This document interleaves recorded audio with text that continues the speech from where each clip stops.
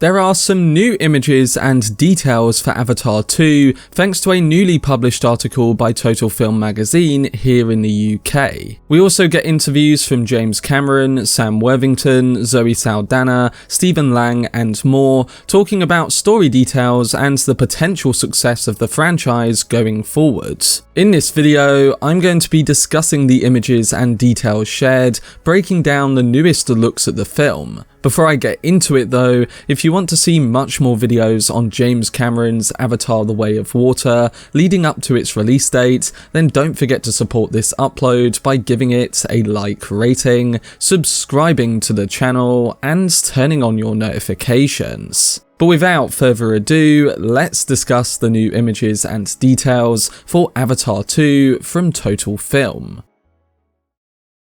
So the Avatar: The Way of Water article in the new issue of Total Film magazine gives us two brand new exclusive covers, with the subscriber cover using a stunning shot from the original trailer. But it also gives us multiple images from the film, including a high-res look at Quaritch, another of his band of recombinant Marines, and another high-res photo of Sigourney Weaver's new Na'vi character, Kiri. The shot of Kiri and Quaritch are just high-quality versions of footage we've already seen from the trailer, but the shot of Quaritch's Marines is quite the interesting addition. Alongside getting a good new look at them, the description of them being recombinant Marines seems to confirm that these group of soldiers and Quaritch himself are humans that had already died in the original Avatar film, now back in Na'vi form through denoting their cells into these new bodies. So essentially they have been brought back to life via transferring their DNA into an Avatar body. I will be going into what this could mean later on in the video, because Stephen Lang, the actor of Quaritch, does speak a bit about what that could mean for the individual after they have been brought back,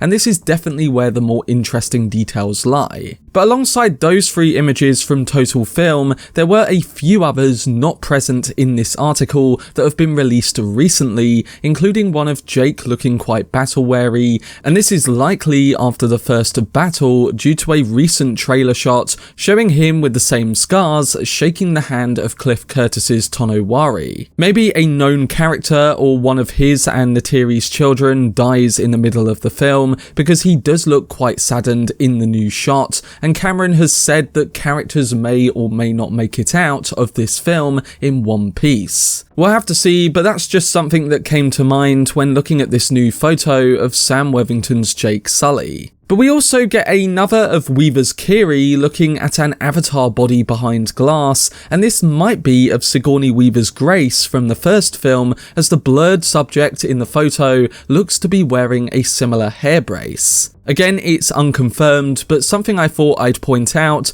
and it does extend a bit from that Empire magazine image of Kiri watching the recordings of Grace Augustine from before. And then there was also a final image of Quaritch that was released over a week ago, and this is also one that seems quite interesting because in the photo, he's most likely looking down at the exoskeleton that his human self was in during his death in the original film. We do get a shot of him in the latest trailer crushing a human skull, and as you know, me and some others talked about this potentially being his own skull from that original death site. So it would link him with this new image, especially if Quaritch went back to that original location in the forest to learn more about what happened to his human self. But now that we've discussed all the new images, it's time to break down all the details that were shared with the exclusive interviews from the Total Film article. We got new info from Cameron, Saldana, Worthington and Lang, plus producers and the team behind the groundbreaking VFX in the sequel. Starting with Cameron, he speaks a little bit about the potential of the franchise with those 4 planned sequels and what the compromises would be if the second film didn't do as well as we could see it doing right now. He said, "The market could be telling us we're done in 3 months, or we might be semi-done, meaning, okay, let's complete the story within movie 3 and not go on endlessly if it's just not profitable. We're in a different world now than we were when I wrote this stuff." It's the 1-2 punch, the pandemic and streaming. Or conversely, maybe we'll remind people what going to the theatre is all about. The film definitely does that. The question is, how many people care now? And what Cameron raises here is of course the question that many Avatar detractors have been bringing up over the recent years. I personally think Cameron's just being realistic here in the situation that it doesn't do as well as he hoped, but I've got to be honest, I think it's going to do really well. I mean, just take the attention that the re-release got or the views the latest trailer made, and you might be able to get a good idea from that. The new trailer made over 30 million views in just a few days, and compare that to another big upcoming release in Black Panther 2, and the official trailer for that film got 30 million views in over a month. If I had to be honest, putting aside the online detractors, Avatar is one of those films that can bring all types of people in, and the release of this latest trailer showed the attention that has remained very much in place. We'll of course just have to see, but I do think Cameron's just being cautious in the instance of it not doing too great, even if it likely will do good. If any filmmaker knows how to pull off a second installment and make it even better and bigger, it's the filmmaker behind Aliens and Terminator 2 Judgment Day. And speaking of those classic sequels, Cameron was asked about his sequel history in this article, and he said, "The key to a sequel is to be surprising in ways that are not off-putting, to reconnect with the familiar that was fun and good, and that caused the first film to be a hit. But then doing it in a way that's unexpected, or that takes you someplace that's unexpected. There are a couple of things that I took out of The Way of Water that I want to put in Avatar 3, but these are hideously expensive movies. It was a sketchy business case before the pandemic to make a movie that cost this much. At this point, we just have to play it out to see what happens, but what I know right now is we're delivering 3 hours of a pretty much insane experience."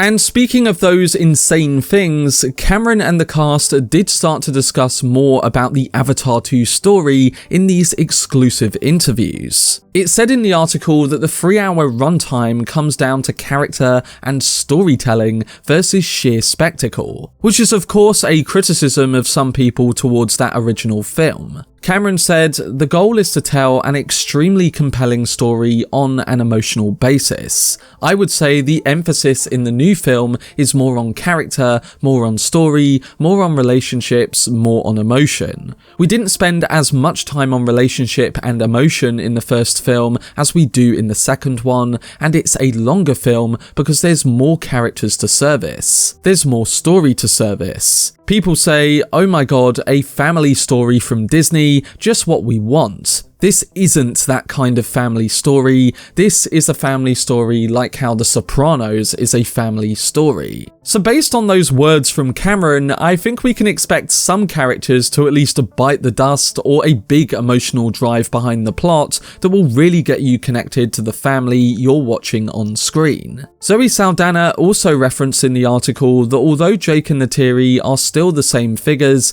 who led the charge against a technological force, as parents they are now compromised on a much deeper level. She further said, "When you have children and you care for their welfare, different emotions creep in." The article discusses a little bit more about that dynamic, and particularly the one between Jake, Neytiri and their children, and the obstacles in their way. It says that while Jake is still a great war leader, fatherhood leads him to reassess his priorities. Sam Worthington follows this, saying, "Neytiri wants him to be Turuk Makto. In the first film, he was protecting the Na'vi. With The Way of Water, the dilemma is, do I protect my family in this time of war, or do I lean into being Turuk Makto and protecting the whole tribe?" Part of him leans into being a pacifist and running away to fight another day, even though it goes against every instinct that is in him and Neytiri. The report goes on to mention that Jake and his family will struggle to settle within the new Metakaina clan near the oceans, as previously showcased in the trailer, and once there, the Metakaina are also going to be challenged by the Sullys because, as Zoe Saldana puts it, they have seen things that no one else has seen before. Their minds are much more open. It makes them wise in so many ways that the Metakaina are not. But coming now to the other side of things, there's also a little bit more on Quaritch, and it includes coming back to what I mentioned before about what this could mean for humans being brought back alive using avatar bodies. It says in the article that he is a recombinant avatar with all of his old memories, able now to level the physical playing field against the Na'vi themselves. Stephen Lang says, obviously someone within the structure of RDA has thought that the concept of a Na'vi machine is not a bad idea for a fighting one. But of course, it puts him in somewhat of a peculiar position, because he was dead and now he's been reconstituted. The question for him is, who is he? What is he? There are warring forces going on within him. The Na'vi way starts to become his way, he begins to move much more like a Na'vi, and he begins to adopt their weapons and their mode of travel. From his point of view, he's adjusting his methods to fight the enemy, but what you find on Pandora is the planet operates on you. Eywa will have its way. That's very true of Quaritch, but he still thinks he's the master of the situation. Sam Worthington adds to this by saying, I love the idea that Quaritch is now a Na'vi and he's going to have his own conflicts and his own eyes opened, just like what Jake went through before. So overall, it seems like when it comes to the story and character side of things, Cameron is injecting a film that was hailed for its VFX with a much stronger plot and twists on character setups. Just hearing those quotes about Quaritch makes me think we might see a redemption arc for the character over time, but one that will of course take some big initial steps to get to that point first. He'll have to understand who he is and what he wants to be in this new avatar body, and that's something that, like Worthington says, is quite relatable to his character from the original film, just in a slightly flipped way. Finally, we now come to what was said about the visual effect work and the filmmaking in general on this upcoming sequel. Senior visual effects supervisor Joe Letteri said, "We actually never stopped work after the first movie. Lightstorm kept a team going, and we kept a team going, mostly focused on writing software and getting the things that Jim would need for the stage to get the next movie ready." An example mentioned in the article is that while Waiter's work on the first film was able to reliably capture 3 performers in frame at the same time, their work on The Way of Water meant that they could capture 25 performances all at the same time. Eric Sandon added, "On the first Avatar, we were, let's say, shooting with a Super 8 camera. With the effects detailed, it's like we're shooting in HD now. The fidelity is so much higher." Avatar: The Way of Water is of course going to be presented in high frame rate 48 FPS, and that will only maximise the elevation in realistic visual effects, even though it meant for a much tougher job on the part of the filmmaker and his team. Cameron explained, "I had to very carefully author the first film to not do certain types of camera moves that created strobing. We spent quite a bit of money on testing and found that we could mitigate against the strobing artifact by selectively using high frame rate. So we're basically going in and painting with it here and there to smooth out the 3D and make it a better experience. We're using it more heavily in the underwater scenes because underwater and 3D and high frame rate go together like peas and carrots. It's just this lucid, dreamlike, wonderful experience." So based on all of those interviews, we'll have to wait and see if it all comes together this December for another unforgettable ride by James Cameron and co, and as you already know, I'm personally excited to see what the filmmaker does with it, and especially with the story. I think some of these details work with the idea that Cameron takes his time to make the film he wants to put to screen so that he gets it right for himself and pushes the audience in a new direction. And hopefully with The Way of Water, he's done exactly that. But they were all the main images and details from the new Total Film edition of Avatar: The Way of Water. This article gave us more reasons towards Cameron taking so long to release the sequels, and it just shows the efforts that is going into this new saga. We're now coming to that last stage of marketing, and I think just based on the amount of people who tuned into that new trailer last week, the upcoming Avatar films are in a very good position to succeed. The quality of the film is what I'm looking forward to seeing though, and we'll soon find out if it was all worth the wait. But I'm interested to hear what you guys think towards the new images and details, alongside what personally excites you about James Cameron's Avatar 2. So let me know down below in the comment section. For more videos surrounding Avatar: The Way of Water leading up to its release date in December, then subscribe to the channel and turn on your notifications. Also, if you enjoyed this video, remember to leave a like rating and follow me on social media via the links in the description. But anyway, I hope you guys enjoyed it. I've been Cortex, and as always, make some noise.